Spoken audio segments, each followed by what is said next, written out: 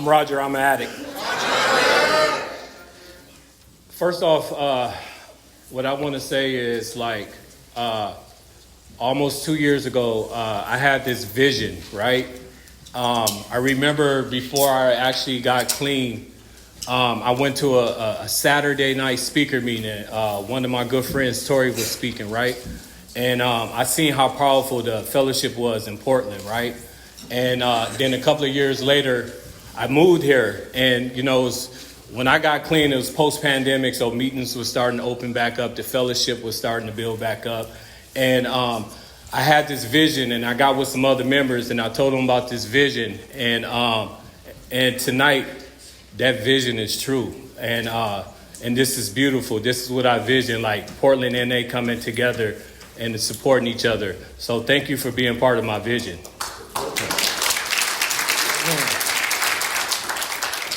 All right, let's get into it. I'm Roger. I'm addict. So, yeah, man. Today I celebrate 4 years.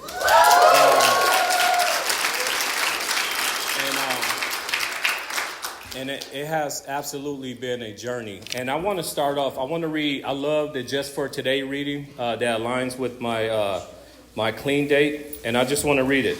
January 4th, the love of the fellowship.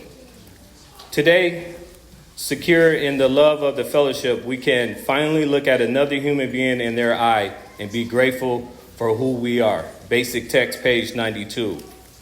When we were using, few of us could tolerate looking someone in the eyes. We were ashamed who we were. Our minds were not occupied with anything decent or healthy, and we knew it.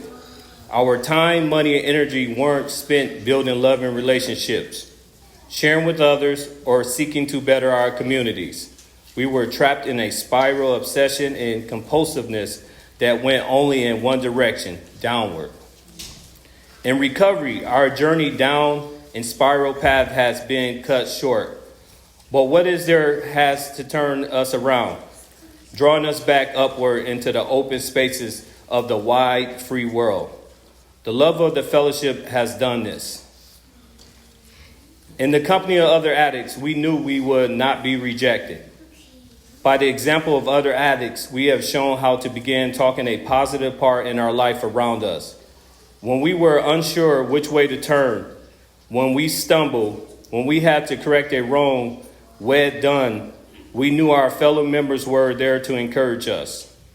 Slowly, we've gotten the feel of freedom. No longer were we locked up in our disease. We are free to build and grow and share along with everyone else. And when we need support to take the next step, it is there.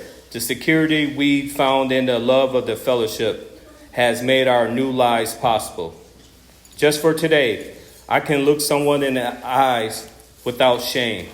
I am grateful for the love and support that has made this possible. Man, when I came here, I couldn't look no one in the eye.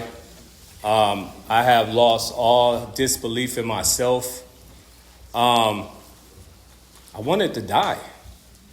I really wanted to die. And those feelings I can't forget about, man, because I had an ego for a long enough time where I thought I was someone, right? But even at the end of the road with drugs, that ego got killed, right? And I didn't know what else to do. And I tried everything else. I absolutely tried everything else. And you'll hear this one thing in NA, I tried everything else, but NA was the first thing that actually worked. The first thing I tried, the last thing I tried, something like that, right? And this thing worked for me, man. And let me just go back where it started, right? So I got a mother that suffered from this disease. She just died about it'll be 1 year and 10 days she died, right? And there's a little boy in me that was always still waiting to build a relationship with his mom. And there was a time that I wanted my mom to get this. I wanted to be the example, right? And I tried to move her out here with me and she can get this thing, but she didn't make it out here, so she ended up dying, right?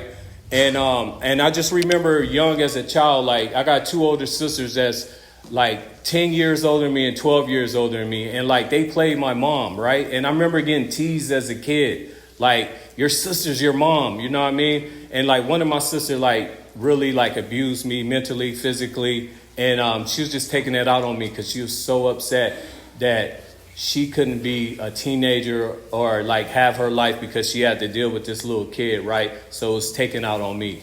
And I remember just feeling very, very alone, like as a kid, like, and I'm thankful for sports. I did play sports. That taught me how to like, just be friends with other people. And like, it taught me some very, very valuable lessons. And, but also, like, I was that kid that had, like, I fantasized. And I had a lot of imaginary friends, right? And I used to watch this show called The Cosby Show. And I used to imagine my life being like The Cosby Show, right? I wanted the mom, the dad. I wanted the support. I wanted that love. I really wanted that love. And I used to fantasize all the time. And I knew my household, I just knew that wasn't normal. I remember, like, during my mom addiction, our house got raided. And, I remember us going to like foster care and then my mom getting back out and like she'll be healthy for a minute. Then she's gone again. And then I remember just like all of these different families taking me in, right? Like just taking me in. And I never felt a part of any of those families. It was just like I was this kid that was stuck there. And like it'll be like holidays. They're getting presents like, oh, sorry, we couldn't get you nothing. Like I had that feeling for a very, very, very long time, right? And I remember I'd be with my sister and or I'd be with like one of those family members my mom dumped me off to or whatever, and I'll run into my mom like at Kmart, right? And she's on one, she's running and she hugged me and then she's gone and I don't see her for 6 months later. Like this is the kid that like when I found drugs made sense for me. Like it made so much sense for me. Because finally, when I had my first hit and I got loaded, these walls that was up, that insecure little boy, those walls finally went down. Like finally, like I found what I was looking for, right? And I was able to like communicate. I was able to have some confidence, right? And I remember that feeling. I chased that feeling for a very long time. And I will say, like, I believe drugs saved my life for a very long time. I'm not gonna lie, right? I didn't come from a household that people poured into me, right? I got told that I was stupid, I was dumb. Your mom don't love you, right? You don't have a father, right? If you can relate to that story and you've done drugs, man, I'm glad you're here. Like, I'm so glad you're here. Because this is the place, like, the reason why I read that just for today reading, because I remember the drugs and the partying, it connected me with other people, right? And there was love for a long time. We got to show up for each other. We got to, like, be family, cook for each other. But the common denominator was that we all got loaded, right? And that worked for a very long time. But at the end of the road, it was me by myself, disconnected, in the bathroom crying, mad because I can't hit a vein, and looking at myself like, Roger, you fucking done it again. That's what the end of the road was for. And I had plenty of times that I just wanted to kill myself. And I didn't know what to do. And I remember, like, in the beginning, so my drug of choice was a substance that really had me feeling like I was invincible, like I can do whatever, right? I can stay up all night. I can take care of all these tasks. And I remember the power that I felt in this drug when I first got into it, right? And I remember, like, I was with this lady that I dated that I found out later on from doing some work that I didn't love her. I was just with her because of the benefits, what she can do for me, right? And I remember, like, she had a lovely, comfortable home that she always wanted me to be at. But when I found this drug, I'd rather be out on the streets, right? And I'd rather be out on the streets for 3 different days, and then I'm begging her to come back in her house, right? And when I came to recovery, a sponsor told me, I found out it wasn't my house, right? He told me it was her house because I wasn't on the lease. And that wasn't my car that I was driving. And I was pissed off about that, right? Because that's been my story. Like, you know, I remember, like, for a long time, my disease lived in the nightclubs and bars, right? Like, that was my thing, like, for a very long time. Maybe like 15 to 20 years, I was in the clubs and the bars for a very long time. And I put a lot of power and stock into, like, who the person that I was. I really thought I was somebody important back in those days, right? And just the connections that I was. And I remember, like, trying to be a drug dealer, but every drug that I ever sold, I used, right? So I just kept myself high, right? Anybody can relate to that? And so, you know, that was my run with selling drugs. And what I know is, like, I remember being like 7 years old, and I remember getting a hold to some rolling papers, right? And me and some friends trying to roll up some grass and get high. And I think we might have got high, to be honest with you, right? And but like, this disease was in me a long time ago. I've been trying to escape who I've been for a very long time, since I was young. And so, you know, just to fast forward a little bit, you know, this particular drug that I tried, right? I tried it. I was 36 years old when I tried this drug, right? And I went on the run. That drug had me, like, captivated for 2 years, man. It started off fun, and I remember just being on the block downtown Seattle, being happy that euphoria was still going on, and people that's on meth and heroin do not want to see somebody happy. Trust me. And, you know, I was just like, I was joyous. I was very happy. It made me very happy. And then maybe 3 months later, like, it just started down spiraling, started getting dark. And, you know, I'm thinking people chasing me. I'm writing down license plates. The person in front of me, I think they're following me. Like, you know what I mean? I'm tripping upstairs. Like, that's how bad it got. And fuck, it was a journey, man. It was a journey. And then, so I remember, like, our literature talk about geographical change. So I thought Seattle was the problem. So I went to these different places, right, to get clean. And what I know is every place that I went, I end up going to find the drug that I want, right? And I still didn't think I had a problem, right? And so where it took a turn at is I went back to Colorado. I used to live in Colorado for a while. And, you know, I stayed off this drug for a while, right? And I got my life together, got a car. I'm living with a cousin, right? And we're still getting loaded, but it's the liquid substance, right? And I remember I got loaded so much I went to go get what I really wanted. And my behaviors started coming back, the same behaviors that I had in Seattle. And now, you know, I learned that when you get loaded, your value system goes down, right? And when I got loaded, I looked for the people with the same value system that I had, right? Like, that, it went hand in hand. So I met some people that had what I want. I started hanging out with these people, right? And I remember, like, having these people over at my cousin's house. That's like, he's a normie, he can drink, and he can, he can hold his own sometimes. And I remember these people was running from his house. They stole something out of his garage, these people that I brought in. And me and him get into it. And we got in a fight, and I get this black eye, right? And, like, this is, like, the first time I had a black eye since, like, I played, like, basketball, you know, somebody hit me. And I remember the shame and guilt that I had. And I remember, like, I looked at myself like, man, this is not you, man. You need to get some help. And that's when I started searching for a treatment center. And I was calling around. I called the 1-800, like the addiction hotline that comes up, you know, in the middle of the night. And I called this number.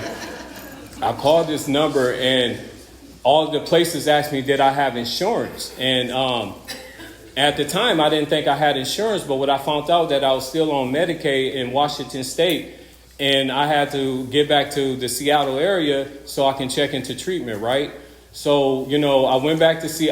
First off, I called this woman life that I was ruined for the last few years. and asked her, hey, can I come back? Can I stay with you until I can get into treatment, right? And so she allowed me to come back in. She put some stipulations on me. They didn't work, right? And what happened was I got a treatment date. I got a date for a bid, and it was like in February of 2018, right? And so my thinking is I'm going to run amok until I can get into treatment, right? And that's exactly what I did, right? And I know a lot of y'all seen that picture that I posted the day before I went to treatment today. And that's what it was like for me. Like I was skin and bones. I looked like death, man. I mean, absolutely death. And I went to treatment, and I remember I detoxed. And I remember this nurse in detox, and I still see her. I see her at meetings over in Vancouver. And I remember she told me, she was like, boy, you was scared of everything. You was a cat scratching the walls when I first got here, right? And I remember I went to detox, and then I went into treatment, and I was serious about this thing, right? And I started feeling good. I started putting my weight back on, and I was in treatment for 30 days. And I remember these meetings used to come in there, and the other fellowship meetings used to come in there all the time, and they only came in there like once a week, and it was on Saturdays. But I always did an activity on Saturday, like we go bowling or we do something, right? And I never made it to any of the NA meetings except for the last Saturday I was there. And I was there, and the NA meeting came in, and this brother came in. They started sharing about the program, right? And they started talking about how this is an inside job, right? And like for the first time, I got some hope. I got a glimpse of hope that, damn, maybe I can do this. But something, I had this weird relationship that I didn't want to take ownership of being an addict because of my past, right? With my mother, a father that I didn't know that was an addict. Like I grew up around a bunch of addicts. I lived in a house with a bunch of addicts, right? So I just didn't want to like admit that I was an addict. I still thought I had something in me that I was nothing like you guys. I just didn't want to be, did not want to own this, right?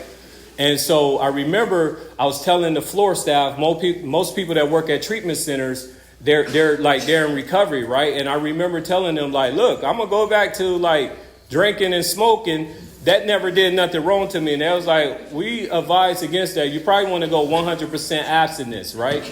And so I get out, I move into a recovery house. A friend come down from Seattle, and I relapse. I smoke. Get kicked out of that house. They found out because I was so excited. I thought marijuana would be the answer to my problems, right? And it felt so good, right? It probably only felt good because I haven't smoked for 30 days for the first time in 20 years, right? And I got kicked out. So now I'm in this process of fuck it. I'm going to find somewhere to live. Found somebody, the roommate off Craigslist. That was a mistake, right? End up the lady that I moved in with, she was a meth addict, right? And guess what? I'm off to the races again. And I was just telling somebody, man, like they asked me, did I get loaded with anybody in this fellowship? I was like, nah, because I came from somewhere else. But I did end up in Gresham behind somebody's house in a tent getting loaded for 3 days, right?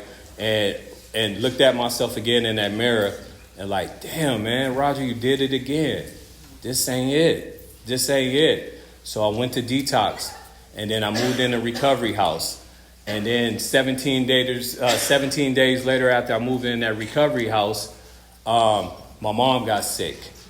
So I went to Chicago, and I went to go visit my mom. My brother was there, and I remember I was on blackout. Like, you know, you can't really do anything. It's like a probation period. And I remember having some drinks with my brother for his birthday and coming back to this recovery house and keeping that secret. Like I was fully involved in NA again, right?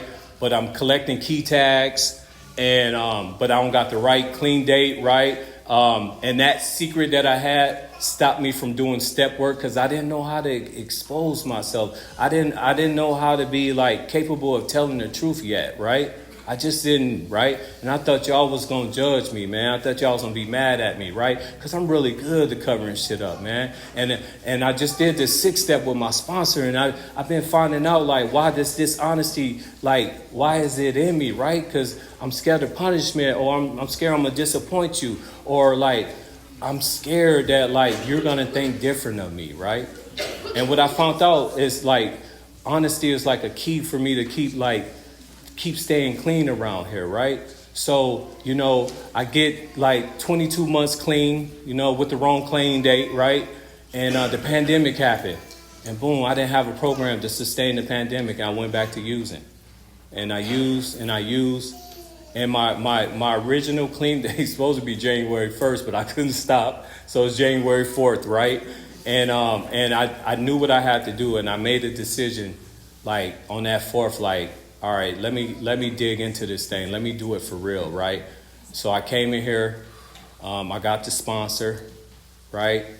I got a service position. At 30 days clean, I got a service position at Recovery in the House. I'm thankful for that meeting, right? I started doing the step work, right? I have this brother. He's like a father figure. He was my first sponsor when I came to Portland. We did a first step. I stayed on that first step for the year. It was the best. I hated it at first. I was so pissed at him. He made me stay on the first step for the first year. But what that did, it built the most solid foundation that I can possibly have for recovery in this program, right? And things started happening, right? And now he's pouring into me like, you should send for your kids. And let me mention, so this whole journey, like, I'm taking you guys on, like, I made 4 kids by 4 different women, and I didn't know how to show up for these kids, right? I only know how to show up for holidays, birthdays, and it was a lot of disappointments, right? And it was a lot of shame, right? Like, I'm such a good manipulator. Like, I'll meet a woman that I like, and she asks me how many kids I got. I'll say 12. She'll be like, oh, shit. I'm like, no, I'm just playing. I got 4, right? Throw her totally the fuck off, right? And she'll be like, okay, I can deal with that, right? Yeah. 4 sound a lot better than 12, right? Like, that's how good of a manipulator that I was, right? And so, like, I started building a relationship with these kids, right? That, like, I didn't know how to show up for, right? And my son came to stay with me, and then my daughter came to stay with me, right? And when my disease started with that particular drug, I had a brand new baby that I left, right? Because she got in the way, and I didn't see her until she was 2, until I got in recovery, right? She's 8 years old now. And that little girl told me I'm the best father ever, right? And I remember, like, seeing her when I first seen her for the first time in 2 years, and she's looking at me and running from me and don't want nothing to do with me. Like, who is this guy? And now she called me all the time. We have phone dates, and I go see her in Washington. Like, that's what recovery has done for me, right? And I got this 18-year-old daughter that I'm pushing through her senior year of high school, and we're looking at colleges, and we're still working on our relationship, right? And I got a son that used to stay with me, and we realized that I pushed my will on him to make him stay, and he resents me for that, and he went back home, and I haven't talked to him since he left Portland, right? And I pray all the time for he come back in my life, right? All of this recovery haven't been sweet, but it's been worth it, right? But I came in here and I did some work, right? And through this process of recovery, I have, especially in the second step, all right? Me and my sponsor are just talking about this, right? So my sponsor live out of state, right? So when we do get an opportunity to do step work, we usually do it on Zoom, but we had an opportunity to do the second, the 4th, and 6th step in person. The second step we did in Egypt, right? The 4th step that we did in Italy, right, in Rome. And the 6th step we did yesterday, right? And that 6th step was powerful for me and him. And what I have realized that I have been building this relationship with this higher power, man. I have no concept of any type of God before I got here. The only God that I had was a 911 God. That's it. God, get me out of this. God, I hope she ain't pregnant. God, right? Like, that's the God that I had a relationship with, right? And And I got to see these character defects that I've been operating on since I was a little kid, man. These things that I've been telling myself that I'm not worthy. Like, no one likes me. I'm unlovable. I'm not like all of these negative things, man. Resentment, anger, and fear. Man, I've been operating off fear. And guess what? I would never know none of this if I didn't get to Narcotics Anonymous, man. So newcomers, if you hear words like surrender and spiritual principle and a higher power, don't be scared. Just keep coming back till it start making sense. Please, keep coming back. Man, y'all just don't understand. And one more thing I want to talk about. I talk about that little boy that was waiting on his mom, right, to come save him. And during the process of my mom on her deathbed, I got an opportunity to go spend some time with my mom, right? And I was spending time with my mom, and she's declining. And I remember, like, she's in this she's in this hospice pretty much, right? And I went to go spend some time with her, and I hung out with her, and she wanted like some Mexican food, so I went to go buy her some Mexican food, and I'm feeding my mom, right? I'm feeding her, right? And I remember I had rented a Tesla car, and she wanted to go for a ride, and she just thought it was like a spaceship, and like I'm having this really cool moment with my mom, right? And you know, she's showing me off to the nurses, and she's like proud of me, right? And like this little boy that was so angry and upset with his mom, like so angry and hurt and upset with his mother, when I'm feeding her, for the first time, I seen the little girl that never got an opportunity to grow up, right? Because of drugs, right? And for some reason, that little boy that's been hurt and had all this anger and resentment was able to finally grow up into this man that y'all helped build here in this fellowship, right? Through this process, right? And I was able to be okay when my mom passed, right? And my story used to be I forgive my mom, right? But the truth is, like, there's still things that come up that I still hold on and still got resentment. But what I can do is continue to work on forgiveness towards her, right? This disease wipe us out, right? It will have you leaving your kids behind. Like any mothers in here or fathers that went back and got your kids, thank you, man. Because it helps heal a little piece of my heart, right? You know, I knew this program was real, man, when like I said, I'm a big liar, dishonest. I remember I used to take other people's experiences and make them mine, right? And I had this cousin that went to Africa for like his honeymoon, right? And I remember he was telling me about the trip, right? And so for me to feel a part of, I like to lie to feel a part of something, right? And to be accepted. And I remember, like, I used to tell people, yeah, I went to Africa, you know what I mean? Like, and I'll tell them, like, my cousin's story until, like, they ask me some shit I don't know. And then, like, I'll easily maneuver my way from the conversation, right? And I knew this thing was working, right? I remember I got an opportunity, and I was going to a convention, me, my sponsor, and a couple other members. It was a beautiful experience, all these addicts from the States, from around the world, and we went to Egypt to a convention. But I made a pit stop in London. I went to go check out London. And this is when I knew the program was working. I had like 8 months clean. And I remember like in my first year and a half, I was still going to the nightclubs, strip clubs, and like, because I still needed to like feel something outside of myself, because like that's what I was used to, right? And I remember I went to London, and I went to a gentleman's club. I went to this club, and I was hanging out with these guys, and they asked me did I drink. I was like, no, I don't. And they call it Charlie over there. They was offering me some white substance, right? One of the things I used to love, and I told them no. And like I really wanted to, but I didn't, right? And I remember just walking back and getting to the train so I can get back to my hotel, and I came across a little baggie of the white substance that I used to love, right? And this is when I knew the program was working.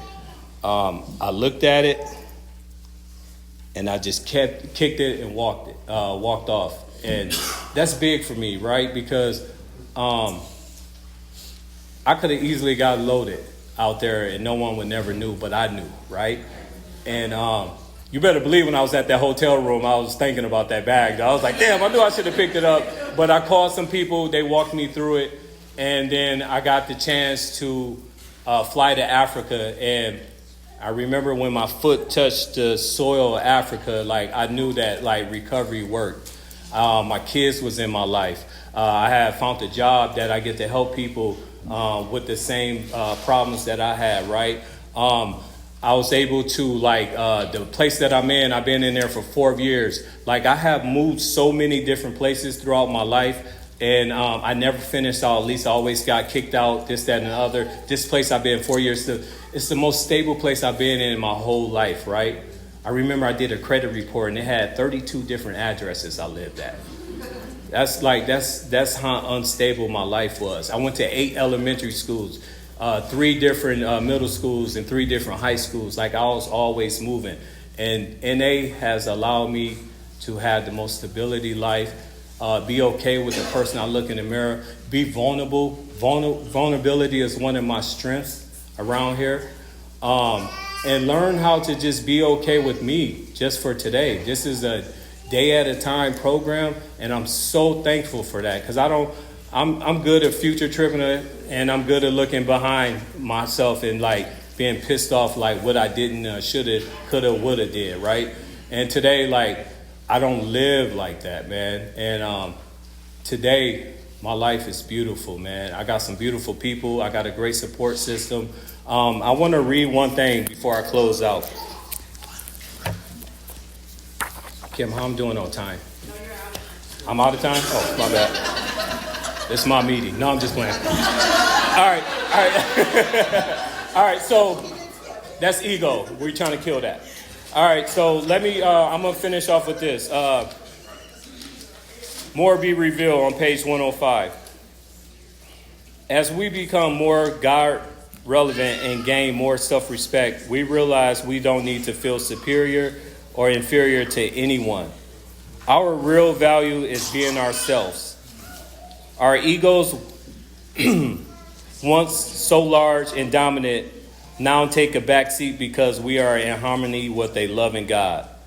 We find that we lead richer, happier, and much fuller lives when we lose self-will.